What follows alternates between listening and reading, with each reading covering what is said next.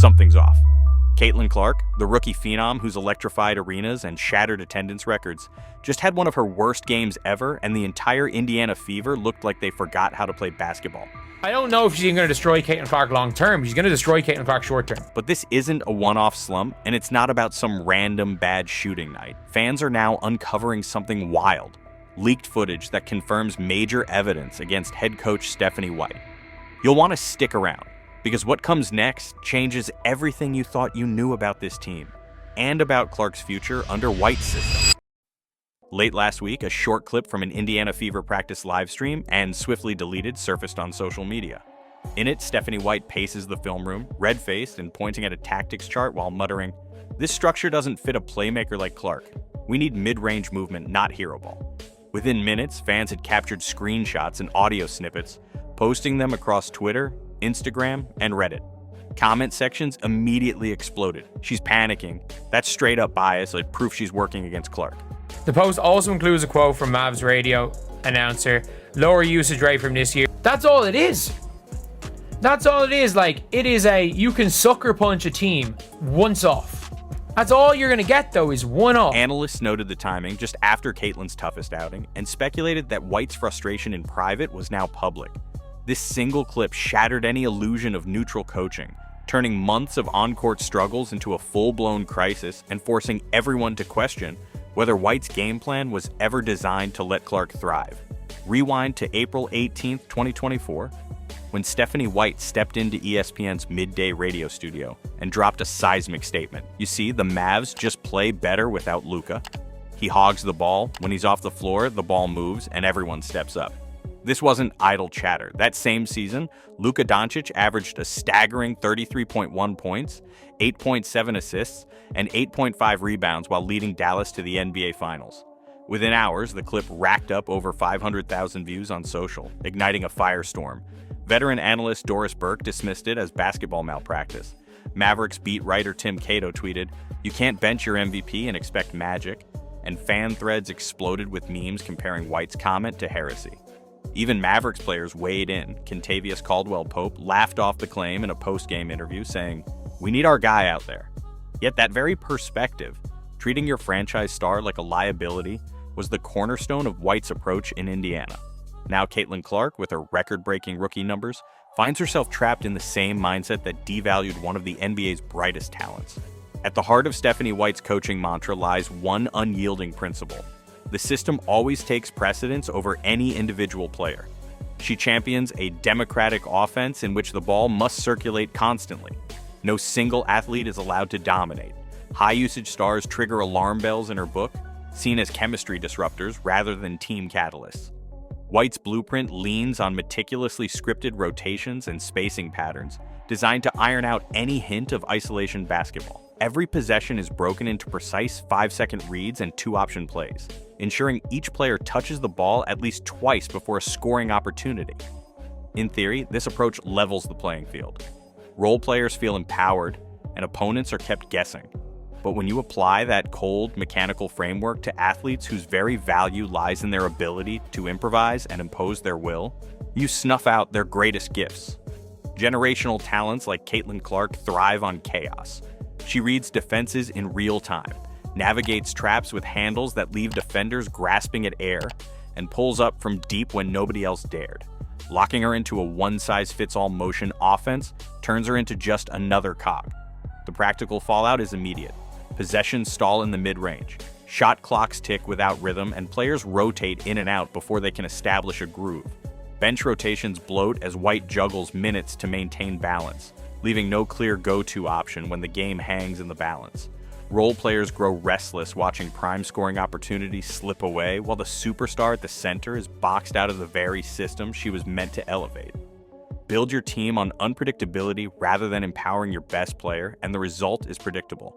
Dry spells, forced timeouts, and mounting frustration on and off the court. In Indiana, that frustration is mounting faster than the shot clock, and it all traces back to one unbending philosophy that values schematic purity over true basketball greatness. In the April 10th matchup against the Connecticut Sun, Clark was expected to bounce back. She'd averaged 22.4 points and 7.1 assists over her first 3 games. Instead, she mustered just 9 points on 3 for 16 shooting, 19%, with 2 assists and 4 turnovers, visibly struggling to find her rhythm.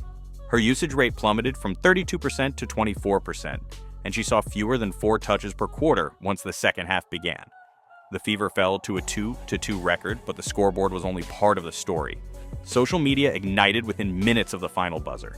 The hashtag number #FreeCaitlin surged into the top 10 trending topics on X for over 2 hours, and fan polls showed 68% blaming coaching decisions rather than Clark's performance. On Ticketmaster, secondary market tickets for the next home game spiked 15% after resale listings described "zero Clark guarantee" and "a void unless she's back in the offense." In Instagram comments, season ticket holders posted screenshots. "I dropped $200 to see her magic, not this mishmash, and no more until they stop benching her in crunch time." This isn't mere online venting, it's a direct hit to the franchise's revenue stream. With average home attendance already down 7% compared to opening week, further fan exodus over Clark's mishandling could cost the Fever 6-figure ticket revenue across the next 5 home games. And that's before factoring sponsorships tied to Clark's rising star power.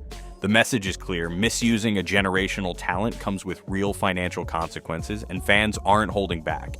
The uproar isn't confined to comment threads, it's bleeding into the Fever's bottom line. Season ticket renewals have dipped by 12% since mid-March, and fan surveys show that 43% of respondents are considering dropping their packages if Clark's role doesn't expand. On social media, posts with hashtag #FreeCaitlin and hashtag #FireWhite have generated over 1.2 million impressions in the past week alone, pressuring sponsors to rethink their partnerships. Local advertisers tied to in-arena promotions have quietly paused renewals, worried that wasted ad spots during stagnant possessions hurt their brand image. One source close to a regional sportswear sponsor told reporters they're evaluating our exposure risk if the team's engagement metrics continue to fall. National broadcasters have also noted a 9% drop in live view ratings during Fever games, an eye-opening decline for a league already battling for broadcast dollars. Internally, front office executives are reportedly holding emergency meetings. Ticketing revenue analysts project a 6-figure shortfall over the season if the backlash persists, and concessions vendors are bracing for a 10 to 15% slump in per capita spending.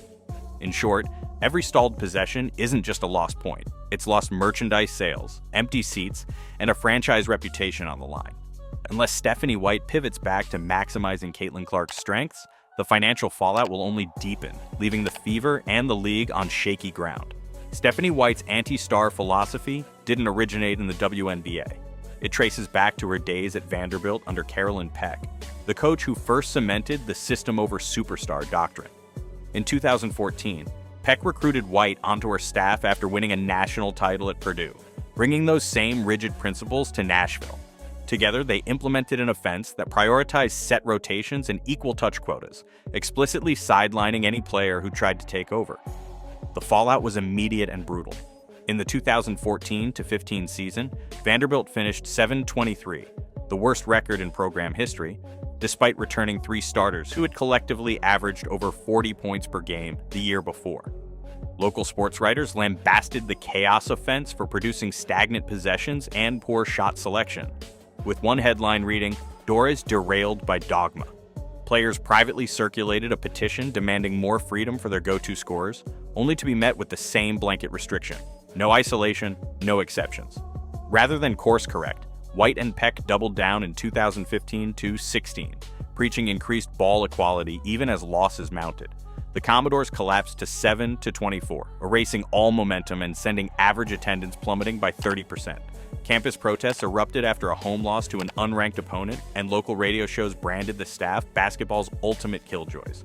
By March 2016, both Peck and White were out, yet when White arrived in Indiana, she resurrected the identical blueprint, ignoring clear historical evidence that superstar-averse systems had failed spectacularly. Now, with Caitlin Clark, the WNBA's brightest rookie, being shoehorned into that same doomed framework, the red flags from Nashville seem eerily prophetic. Vanderbilt's disaster wasn't an aberration, it was the first chapter in a philosophy that consistently crushes elite talent under the weight of schematic purity. And until White abandons that dogma, Clark's potential will remain locked behind a playbook that's already proven it can't win with its best players. Here's the bottom line. Stephanie White once declared that the Mavericks were better without Luka Doncic. Now she's running an offense that makes the Fever better without Caitlin Clark. You see the pattern. This isn't rookie jitters or growing pains. It's a coach who fundamentally mistrusts playmakers.